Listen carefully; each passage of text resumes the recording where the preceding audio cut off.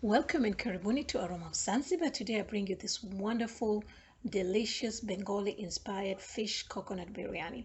And I'm going to start with my onions, as we all know that onions is one of the most important ingredient in having those wonderful flavors in the biryani. And I've got mine sliced into, very thin slices. And I'm going to fry them into nice golden brown. You don't want to make them dark because they become bitter and they will change the whole flavor of your biryani. So something like this is just perfect for me, and I'm going to remove them from the heat and then put them in a paper towel to drain any excess oil. And I'm using about 2.5 cups of basmati rice that should serve about 5 to 6 people. And my whole spices are green cardamom, some bay leaf, cinnamon stick, black cardamom, cumin seeds, black peppercorns, star anise, and cloves. And I'm going to soak my saffron over here with some rose water for some extra richness of aromas, flavors, and colors. And my second step would be to wash and rinse the rice. I like to wash and rinse my rice twice, simply because I like to remove any excess starch from the rice. It helps my rice become my grains become extra long and also well separated. And once it's washed, I soak it in salt water for about 30 minutes before I start cooking it. And my third step would be to marinate the fish. I'm using biryani masala, about 2 teaspoons. If you don't have one, you can use garam masala. And 1 teaspoon of cumin powder, and about 2 teaspoons of red chili powder, and about 1/4 teaspoon of cumin powder, and 1 tablespoon of fresh ginger garlic, and about a teaspoon of oil, and some lemon or lime. I used about 2 tablespoons. Now you can add more masalas if you want it more spicy and intense. You can add more salt, you can add, and you can use any kind of biryani masala that you like. And some salt. And we're just going to make this into a nice thick paste.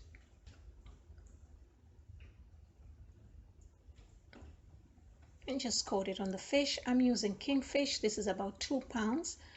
It's a really thick slice of a kingfish over here. So we're just going to coat it on one side and then flip it over to the other side as well. And then you're going to cover this and keep it in the fridge for about 20 minutes. You don't want to marinate the fish for a long time. It does not require that.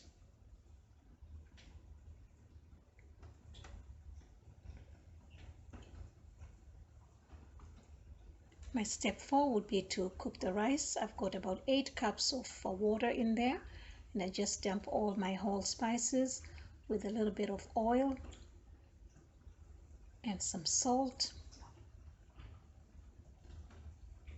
And then in the meantime, I'm just rinsing the rice, because we had some salt in it, so I'm just going to rinse the salt out.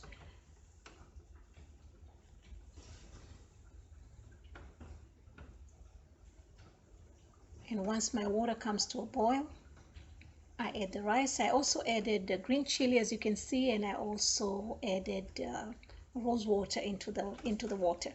Okay, so we just want to bring this to a boil and cook it for about 6 to 7 minutes, about 70%. And it should look like this, which is hard on the outside but soft on the inside.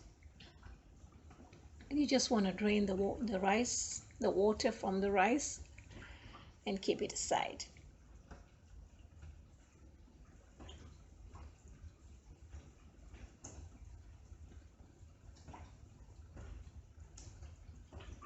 And now my next step would be to shallow fry the fish.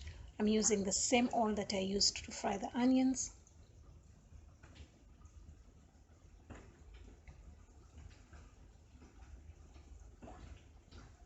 Okay, I cooked my fish about 90% because the kingfish, as you can see, this is a pretty thick fish that I have.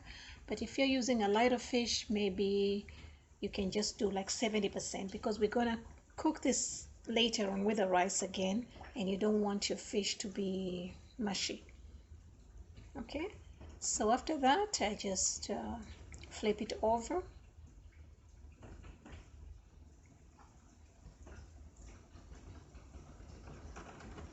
Okay, now I'm ready to put my sauce together, and you can see my fried onions. You can grind them if you want, and I used about 90% of the onions.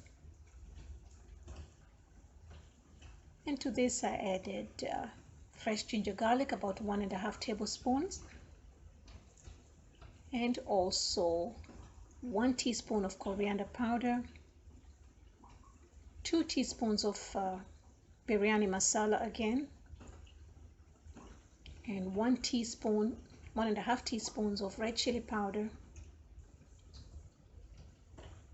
some green chilies for flavors and aromas, but if you want the heat you can cut them, and some mint leaves, mine are not well done, as well as coriander leaves, about half a cup of mint leaves and 3/4 cup of coriander leaves.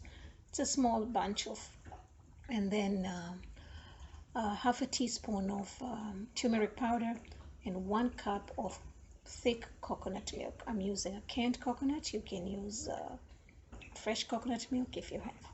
And we just want to mix this well.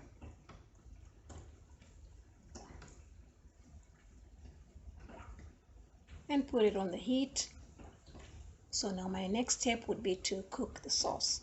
And I cook the sauce for about 6 to 7 minutes, just to make sure that all the spices are well cooked and the sauce has come together. And at this point you can taste and see if you need to add chili, you need to add salt, you need to add lemon, whatever that you need to do, you can do it at this point. And I'm just removing a little bit of the sauce that I will need it for the rice later.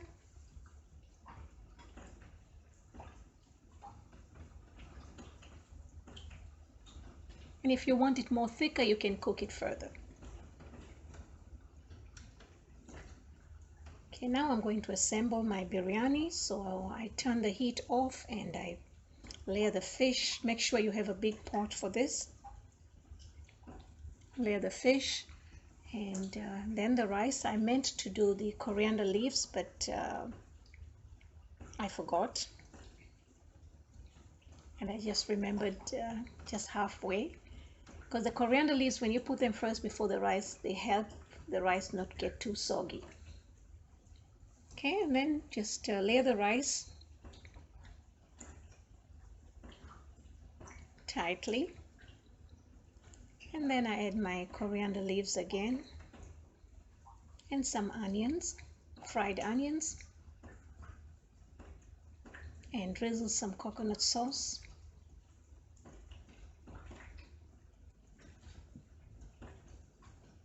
Then more rice again.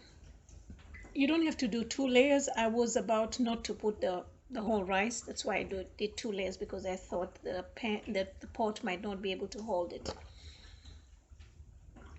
And then the onions again.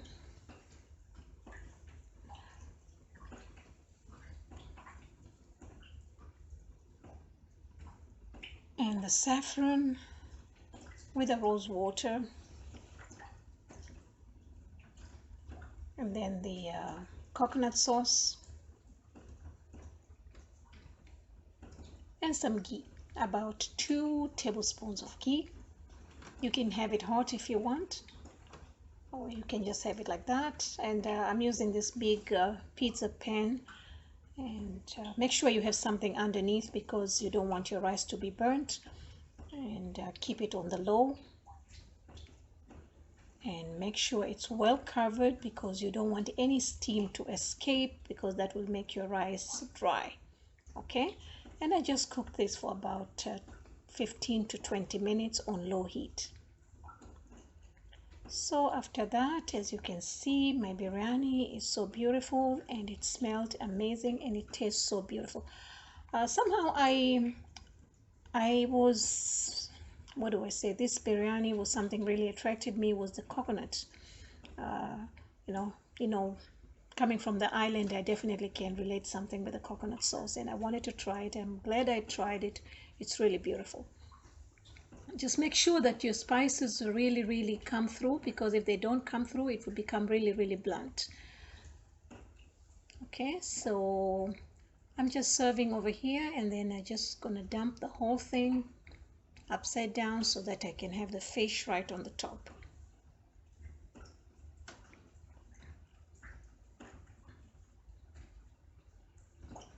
All right, and then as you can see, well, I decided, okay, so you can see it's beautiful here. I was about to take a picture, then I remembered, see the grains, how nice they are. And I remembered to add some of the masalas that were stuck at the bottom of the pan, and we're just going to put them on top. So thank you so much. For more recipes, please visit me at Aroma of Zanzibar, and you'll find all the ingredients and measurement in the description box below.